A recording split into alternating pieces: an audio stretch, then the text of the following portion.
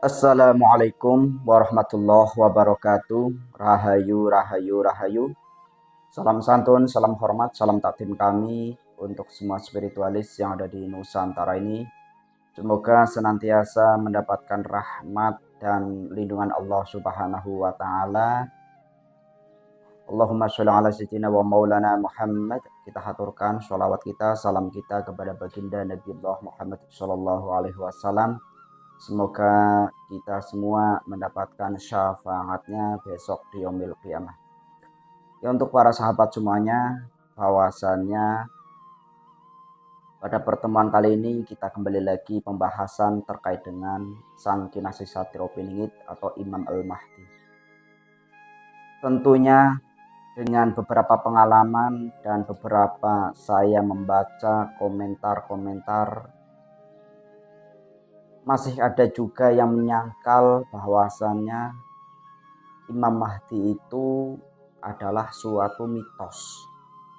Padahal kita tahu adanya Imam Al-Mahdi itu dari sabda Nabiullah Muhammad Shallallahu Alaihi Wasallam, ya, yang tentunya secara keakuratan itu termasuk hadis-hadis sahih, sehingga para ulama dunia pun membicarakan terkait dengan adanya Imam Al-Mahdi yang akan datang memberikan suatu keadilan di zaman akhir, akan mengajak umat manusia yang dimana sudah terjerumus dalam dunia hitam, terjerumus dalam dunia kesesatan, terjerumus dalam dunia hitam yang artinya adalah sesuatu yang harus mengikuti pola pikir orang tersebut, ya, dan tanpa mau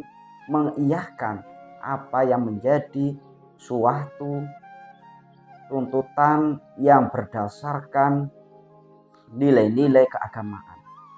Ini yang terjadi, sehingga banyaknya kenapa apa yang dikatakan oleh Rasulullah terkait dengan Imam Al-Mahdi, ya kalau kita sebagai umat manusia, apalagi saya ya yang notabene itu bukan seorang ulama, yang hanya melihat kejadian-kejadian di mana umat manusia ini, khususnya orang muslim, antara satu dengan yang lain ini saling membenarkan pendapatnya masing-masing, saling menjawab argumennya itu bukan dengan musyawarah, tetapi jawabannya melalui video satu ke video yang lain. Sehingga apa? Dalam hal tersebut menjadikan fitnah, menjadikan ketidakpahaman, dan yang paling fatal adalah menjadikan umat akhir zaman, umat manusia khususnya umat muslim ini saling bertingkai, saling fitnah memfitnah, saling nyerang-nyerang. Inilah yang terjadi di dalam kehidupan akhir zaman. Dan tentunya dengan orang-orang yang tidak mempercayai dengan apa yang dikatakan oleh Rasulullah terkait dengan Imam Al-Mahdi, kalau di Jawanya ya banyak mengatakan adalah Sang Kinasih Satrio Piningit, itu justru mengajak orang-orang supaya tidak mempercayai hal tersebut dengan dalih keilmiahan, dengan dalih bahwasanya zaman ini sudah modern, zaman ini sudah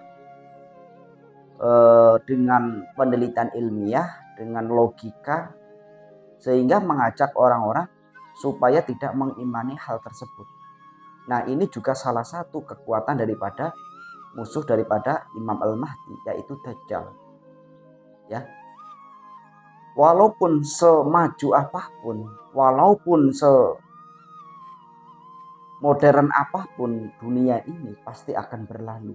Pasti semuanya itu akan ada mengalami kehancuran, sebagaimana Allah Subhanahu wa taala berfirman melalui ayat-ayat suci Al-Qur'an terkait dengan kiamat. Ya. Idza zulzilatil ardu zilzalaha. Dalam surat Al-Zalzalah juga dikatakan bagaimana gonjang-ganjingnya langit dan bumi. itu adalah suatu kehancuran bumi ini. Jadi dengan spekulasi atau dengan pemikiran-pemikiran yang menganggap bahwasannya umat manusia khususnya di Indonesia ini ketinggalan zaman, bila mana kita berbicara terkait dengan kiamat, berbicara terkait dengan sang utusan akhir zaman Imam Al-Mahdi, kalau di dalam Jawa adalah Sang Kinasih Satrio Piningit itu. Nah, tentunya apalagi dengan orang-orang diperjalankan, apalagi dengan orang-orang spiritual, yang tentunya di mata mereka tidak ada makhluk gaib itu bisa bersinggungan, bisa berkomunikasi dengan orang hidup. Menurut saya itu salah besar. Karena apa? Karena beberapa waktu lalu ya dalam tim Padepokan Lokajaya ini adalah beberapa bukti-bukti yang nyata, itu sih tidak usah dipercaya untuk orang-orang yang tidak percaya ya. Terkait dengan yang pernah saya jelaskan, apa itu Wahyu Agung, terkait dengan lambang NU, bagaimana kerusakan NU, itu semua ada bukti-bukti nyata yang memang pemberian daripada gaib. Itu bukan untuk dipercayai untuk orang lain, itu khusus untuk Padepokan Lokajaya saja ya. Itu. Nah, terkait dengan Imam Al-Mahdi Satrio Piningit ini yang orang tidak percaya ini dan hanya untuk mengimaninya, itu ya tentunya tidak sesuai dengan, tidak menjalankan dengan apa yang dikatakan oleh Rasulullah SAW terkait dengan carilah Imam Al-Mahdi walaupun harus merangkak di gunung salju. Yang artinya sesulit apapun kondisi kita, jalan kita untuk mencari Sang Kinasih Satrio Piningit, itu adalah suatu yang keharusan, di mana kita harus selamat baik secara agamanya maupun kita nanti dipertaruhkan keimanan kita, di mana Dajjal itu sudah turun, di mana Dajjal itu sudah merusak. Sebagaimana kita melihat para ulama-ulama ya, itu walaupun oknum, tidak semua ulama, yang sedang mencari kesempatan untuk menyerang satu sama yang lain.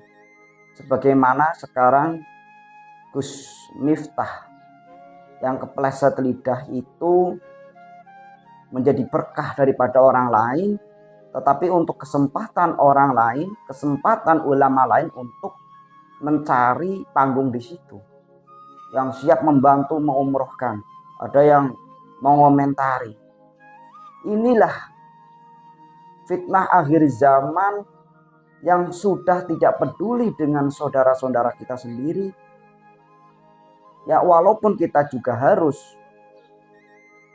memberikan suatu kebenaran, walaupun itu pahit, walaupun itu untuk diterima itu sangat pahit, itu kita keharusan kita ya, walaupun kebenaran itu pahit rasanya dalam kita menyampaikan.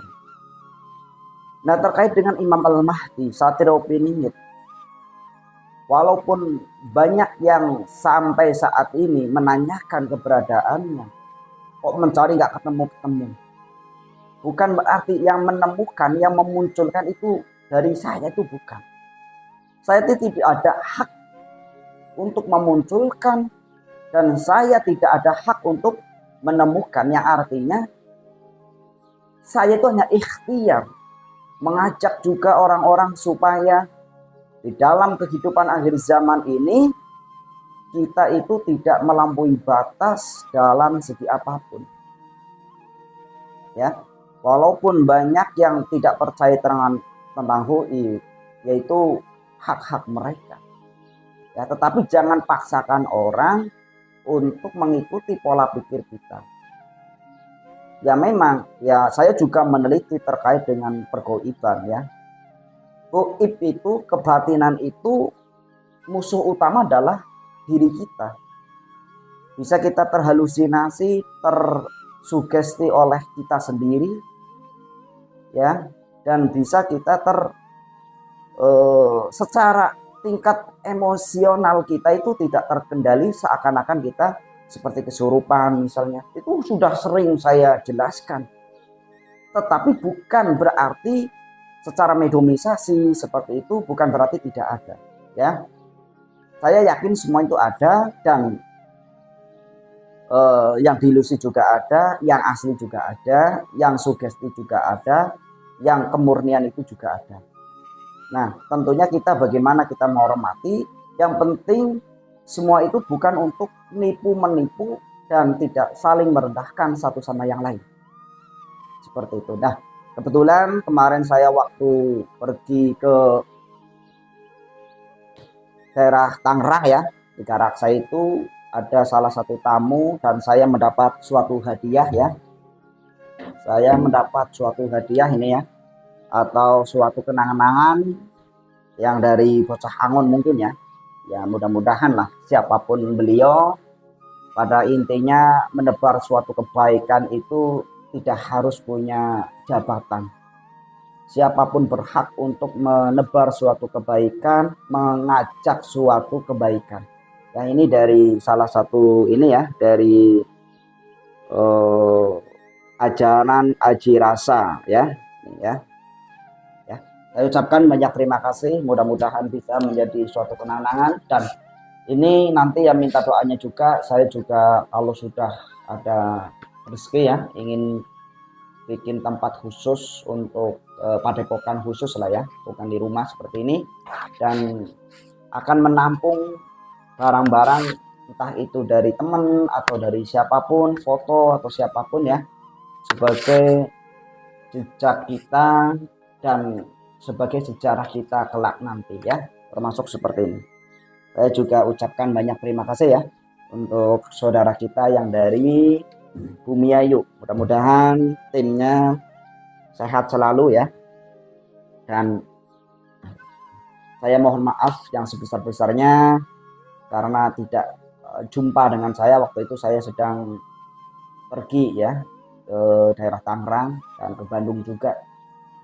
Itu ya, tentunya siapapun yang sedang diperjalankan, dan itu adalah cemooh-cemoohan orang yang menganggap nih Rusia udah bikin nuklir, Cina udah bikin kemajuan yang pesat. Tetapi jangan salah ya, semua boleh dibanggakan, semua boleh dibanggakan ya, tetapi ingat, Allah Subhanahu wa Ta'ala itu dengan mudahnya meluluh lantahkan hal-hal seperti itu. Selagi kita hidup di bumi, kita adalah makhluk yang paling lemah ya, karena begitu bencana menghantam kita, mau kemana kita ya. Sebagaimana kita sering sekali menyaksikan bencana-bencana alam yang sebelum seberapa itu yang ditunjukkan oleh Allah Subhanahu wa Ta'ala. Negara semaju apapun tidak bisa menahan serangan, menahan azab daripada Allah Subhanahu wa Ta'ala. Oleh karena itu, janganlah berbangga-bangga terkait dengan dunia ya. Maka dari itu, kenapa Imam Al-Mahdi hadir di akhir zaman? Ya karena umat manusia ini yang diutamakan adalah akal, tetapi keimanan itu kosong. Sehingga daripada itu, Dajjal itu kenapa matanya itu ada di kepala, di tengah-tengah, yang artinya itu adalah suatu yang harus, semuanya itu harus dengan logika, tetapi keimanannya itu kosong. Ini sangat mengerikan kehidupan akhir zaman ini. Oleh karena itu, bahwasanya untuk orang-orang yang diperjalankan harus sabar, harus kita saling asih mengasihi lah ya, siapapun itu mempunyai kekuatan apapun, karena ingat di atas langit masih ada langit ya. Semua sumber kekuatan apapun itu tidak ada setetes apapun di mata Allah Subhanahu wa Ta'ala, karena kejayaan itu tidak abadi ya. Nama besar itu tidaklah akan abadi. Itu ya, kita mohon untuk diluruskan, mohon untuk dimaafkan bila jauh daripada kebenaran. karena kebenaran hanyalah milik Allah Subhanahu wa taala.